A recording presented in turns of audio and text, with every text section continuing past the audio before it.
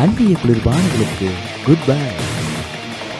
நலமே வளம் சேர்க்கும் என்பதை மறந்து விளம்பர மோகத்தில் சிக்குண்டு உடலுக்கு கேடு விளைவிக்கும் அந்நிய பொருட்களின் மீது நாட்டம் கொண்டு அதை பற்றியே பட்டமடித்துக் கொண்டிருக்கிறோம் இன்றைக்கு. இதனால் பாரம்பரிய ஆரோக்கிய உணவு முறைகள் குறைந்து போனது, பல்வேறு நோய் தொற்றுதல்களும் நிறைந்து போனது. குறிப்பாக அந்நிய குளிர்பானங்களின் மீது சிறுவர்கள் முதல் பெரியவர்கள் வரையிலும் அடிமையாகி போனார்கள். இதற்கெல்லாம் விடிவு காலமே கிடைக்காதா? இன்றைக்கு இதை பற்றிய விழிப்புணர்வு வரும். பன்னாட்டு பொருட்களை தவிர்த்து பயனை கொடுக்கும் பாரம்பரிய உணவுப் பொருட்கள் பற்றி இன்றைய தலைமுறை தெரிந்து கொள்வது எப்போது என்றொரு ஆதங்கம் ஆர்வலர்கள் மத்தியில் இருந்து கொண்டே இருக்க, அதற்கு விடிவுடன் விழிப்புணர்வும் கிடைத்தது உலக கவனத்தை ஈர்த்த ஜல்லிக்கட்டு போராட்டத்தில். அவற்றின் முதற்கட்டமாக இளைய தலைமுறையினர் அந்நிய குளிர்பானங்களை அறவே விடுக்க வேண்டும் என்று சமூக வலைதளங்கள் மூலம் சபதம் எடுத்தனர். வணிகர்களும் பன்னாட்டு குளிர்பானங்களான கோக், பெப்சி போன்றவற்றை வரும் மார்ச் 1 முதல் விற்க மாட்டோம் என்று ஒருமித்த குரல் எழுப்பியுள்ளனர். அதற்கு முன்னதாகவே சிறு குறு வணிகர்கள் முதல் வாங்கி பயன்படுத்தி வந்த மக்களும் அந்நிய குளிர்பானங்களுக்கு குட்பை சொல்லி வருகின்றனர்.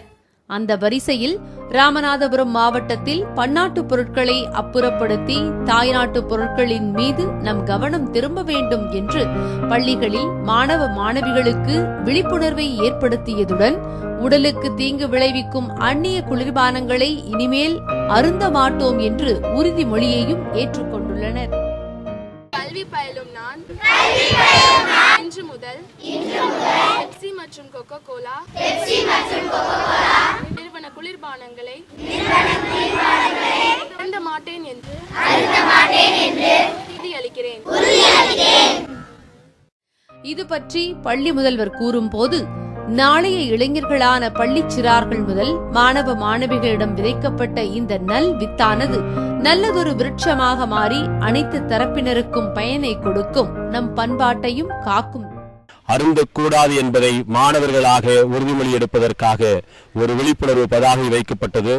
இந்த விழிப்புணர்வு பதாகையை பார்த்த என் பள்ளி மாணவ மாணவிகள் அவர்களே முன்வந்து இன்று முதல் நாங்கள் பெப்சி, கொக்கோ கோலா நிறுவன தயாரிப்புகளின் குளிர்பானங்களை அருந்த மாட்டோம், நம்முடைய மண்ணில் உற்பத்தியாகக்கூடிய குளிர்பானங்களை அருந்துவோம், நம்முடைய உறவுகளுக்கு உயிர் கொடுப்போம் என்று முன்வந்திருக்கின்றனர். இந்த மாணவ மாணவிகளுக்கும் இவர்களை பயிற்றுவித்த ஆசிரியர் பெருமக்களுக்கும் இந்த மாணவர்கள் மத்தியில் இந்த நல் எண்ணங்களை உருவாக்குவதற்கு அடிப்படையாக இருந்த லட்சக்கணக்கான மாணாக்கர்களுக்கும் இளையோர்களுக்கும் இந்த பள்ளி நிர்வாகத்தின் சார்பாக என்னுடைய நன்றியையும் பாராட்டுதலையும் தெரிவித்துக் கொள்கிறேன். நன்றி. இனியாவது ஆரோக்கியம் குறித்து விழித்துக் கொள்வோம். பொது நலத்திற்காகவே உழைக்கும் விவசாயிகளின் நலனை கருத்தில் கொண்டு உள்நாட்டில் தயாரிக்கப்படும் ஆரோக்கிய பொருட்களை வாங்கி பயன்படுத்துவோம் என்ற பக்குவம் மக்கள் மத்தியிலும் பற்றிக் கொண்டுள்ளது.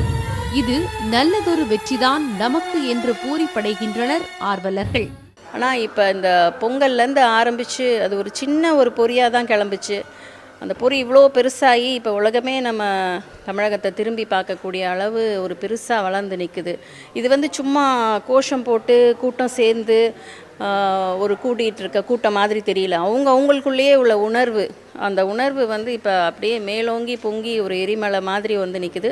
இது நிச்சயமாக தமிழர்களோட உணர்வை தான் பிரதிபலிக்குது.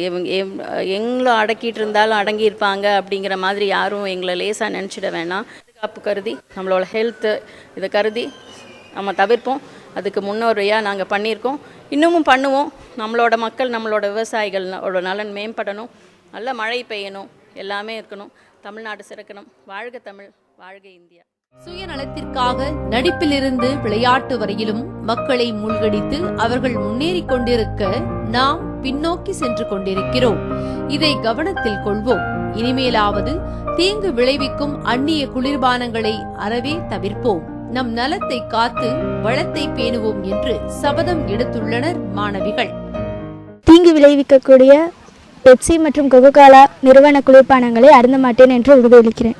பலவிதமான தீமைகளை ஏற்படுத்தக்கூடிய அந்நிய குளிர்பானங்களை யார் சொன்னாலும் குடிப்பதை நிறுத்தப் போவதில்லை என்றொரு நிலையில் ஜல்லிக்கட்டு புரட்சி எதிர்பாராத ஒரு மாற்றத்தை ஏற்படுத்தி இருக்கும் இன்றைய காலகட்டத்தில் பள்ளி, கல்லூரிகள் மற்றும் திரையரங்குகள் என்று அவற்றை விற்பனை செய்யும் அனைத்து இடங்களிலும் அவற்றை விற்க மாட்டோம் என்று அறிவித்திருக்கின்றனர்.